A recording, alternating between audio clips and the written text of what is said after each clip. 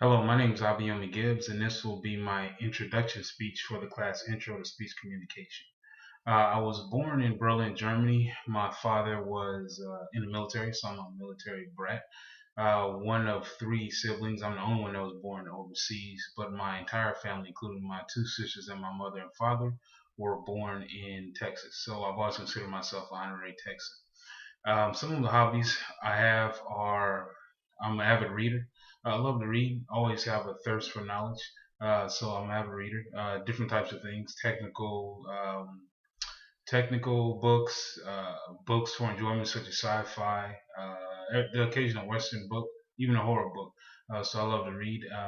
Two other major hobbies I have that I really like are singing. I'm a huge fan of music. Lots of genres. Love R&B, love hip hop, love some rock, love some opera, classical. I'm a huge fan of music. I've been to concerts. I plan to go to many more concerts. So I'm definitely a huge fan of music. I've tried out for the American Idol before. Did pretty well, got pretty far on it. Was disappointed when I didn't get selected, and that was due to the fact that they told me they had already made their selections for the people that was going to be on the show.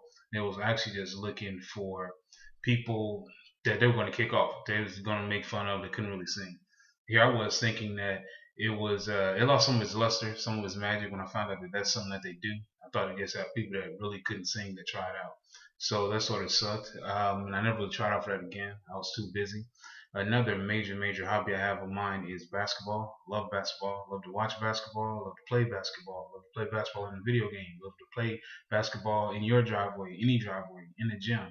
Huge fan of basketball. Can't see that ever stopping, and I'll probably become a bigger fan when I'm no longer physically able to play basketball. The major that I've chosen at TCC is information technology with a specialization in cybersecurity. Um, I chose that major because it's booming right now. It's a lot of jobs there. Doesn't look like there's going to be any time when there's not going to be jobs there, and it's always going to be some company that has a need for cybersecurity.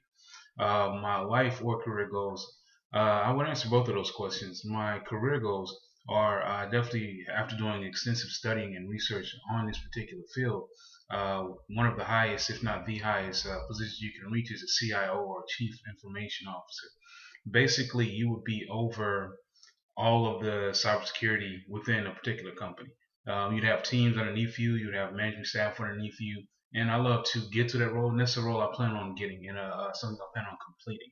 As far as a life goal, I have children, so I definitely want to raise my family correctly, want them to be successful. And I've even had political aspirations. I've assisted with campaigns. I've worked polls before.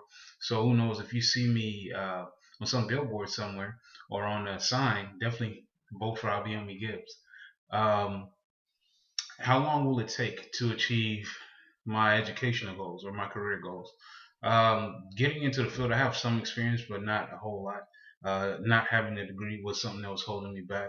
So while I may have the technical experience or the job, actually career experience, you have to have certification and education to back it up. So it probably will take me 4 years to get my complete and get my master's, to get my bachelor's, maybe 5 years to get my master's degree because I already have some schooling under my belt. So I'd say 5 years to do that to achieve the position of CIO, Chief Information Officer that I want. That's probably going to take another 10 to 12 years. But I definitely think it'd be well worth it. So that's definitely something that I'm going to do, and I feel that it would probably take me totally probably around 10 or 12 years. My educational motivation is I have a certain lifestyle I've been blessed to achieve, and I want a little more of that. This isn't only a viable field, something that I have knowledge of. I have a technical background, but it's also a field that is compensated very well. So, with being a part of a family and having my own family, uh, time is the most valuable commodity. So, finances, having additional finances, will afford me the time that I to spend with them, and then to really enjoy the time that I spend with them. So it's not just myself and my own successes on a personal level that motivate me for my career. It's really my family. And now to answer the question of difficulties completing my education, whenever you're a working adult or a working student or just working period, whenever school is not your sole focus, you're going to have additional external pressures. That's something that's normal. It's a challenge I've accepted. It's a challenge that I know I can overcome or complete a task I can't complete. So it definitely has its ups and downs with that. There are definitely times when turning in an assignment, doing the necessary research, doing the assignment properly can be somewhat difficult from a time standpoint. So it's all about prioritization.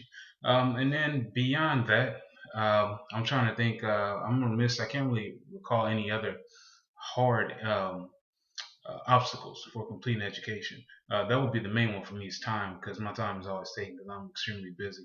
So just prioritize my time and make sure I have enough time to complete my assignments. Why would I continue in spite of having in spite of these difficulties that I'm going to face or that I'm going to be challenged with from an educational standpoint? And I'd have to go back to what I said earlier, and that's doing something more than for myself. Of course, getting a degree will open doors for me, and that will further my career, and that is solely for me. But what it will also do is allow me to continue to have a certain lifestyle for the people I truly care about and love besides myself. I think it should always be something other than just yourself. When it's something that's really important to you and something that's really worth something, some cause, a passion you may have, a hobby, whatever the case may be, I think it's always better and more fulfilling if it's not just completely about you, if it's also about others. So I have definitely have others in my life that I strongly care about, and that is the reason why, in spite of any difficulties that I may encounter, even if it's difficulties that I neglected or forgot to mention in this speech, they're not going to deter me. They're not going to stop me because I have a greater goal that I'm in the process of reaching, and it's not just for myself; it's for other people that I love. What do I think about speech class? I think speech class is very critical. I think it's important. I actually love to give speeches. I want to become better at it. I know that the avenues, the places, the venues, and the positions I'm going to place myself in are going to call for me to provide and give speeches. I want to be do them well. I want to be excellent orator. I really just want to do well at speeches. I like speeches. I like getting critique because I feel like it's going to not necessarily be just a critique, constructive criticism, of course, but I also think it's just an area of opportunity, a place where I can build up and get better. So I really enjoy speech class, or I think I'm going to enjoy the speech class. I love speech classes. In the past, I was on a debate team. I thrived on a debate team. I did well. And I don't see the speech class having a different outcome. I think I'm going to do well. I think I'm going to get critiqued. I think I'm going to get positive and constructive criticism. I'm going to learn from it. I'm going to get better from it. The time I was afraid to give a speech is it's very difficult. I guess it was. Hmm, um, I don't really have too many times where I'm really scared to give a speech. And I think that all ties into, for a long time, since I was about 12 years old, I've been singing in front of varying different crowds. I've had limited commercial success and stuff. So when you're singing in front of people, you're immediately judged. Either you can sing or you can't sing. So it's very similar to giving a speech. Definitely, an individual will definitely have butterflies. You'll have that little nervousness, lump in your throat, things of that nature. And I think repetition is how you overcome that. So definitely forgive me for not having a time in particular where I was scared to give a speech. There's never been a time where I was really scared to give a speech. And I think it's because I try and stay well prepared. I prepare for a speech. I think about what I'm going to say for a speech. I'll say it a couple times before I even give the speech. So definitely sorry I couldn't really provide a solid answer to the last question for this introductory speech. When was the time I was afraid? It's simply because I've never had a time where I was afraid. So I'm not really gonna be able to answer that question because I've never had a time I was afraid to give a speech. Definitely look forward to doing well and learning in this speech class. And I wish everyone, all of my classmates, the best of luck. Good night. Have a good one.